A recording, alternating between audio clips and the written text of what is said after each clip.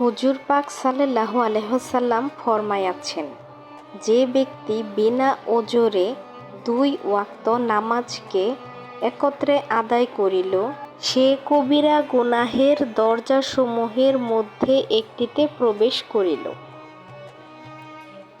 হযরত আলী রাদিয়াল্লাহু আনহু হতে বর্ণিত, তিনি বলেন, 3 কাজে বিলম্ব করিও না। প্রথমত, নামাজ যখন উহার সময় হইয়া যায়। দ্বিতীয়, জানাজা যখন উহা তৈয়ার হইয়া যায়। তৃতীয়, অবিবাহিতা নারী যখন তাহার যোগ্য স্বামী পাওয়া যায়।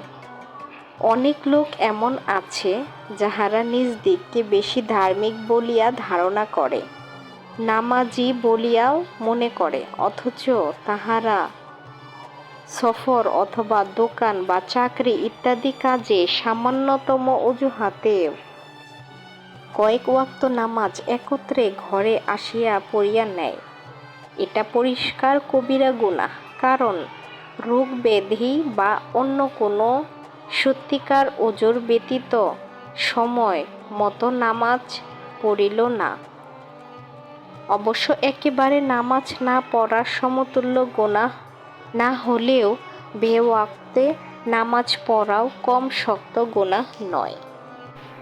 হযরত আব্দুল্লাহ বিন ওমর রাদিয়াল্লাহু আনহু হতে বর্ণিত, একদিন নবী করিম সাল্লাল্লাহু আলাইহি ওয়াসাল্লামে নামাজের বিষয়ে উল্লেখ করিয়া বলেন, যে ব্যক্তি গুরুত্ব সহকারে নামাজের প্রতি যত্নবান থাকে, রোজ কিয়ামতে সেই নামাজ তাহার জন্য নূর হইবে এবং হিসাবের সময় উহা তাহার জন্য দলিল হবে।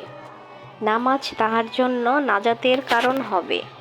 আর যে ব্যক্তি নামাজের প্রতি ভ্রূক্ষেপ করে না, কিয়ামতের দিন তাহার জন্য কোনো নূর বা দলিল হবে না, মুক্তির জন্য কোনো সনদ থাকিবে না, বরং ফিরআউন, হামান ও উবাই বিন খলফের সহিত তাহার হাসর হইবে। আহমদ।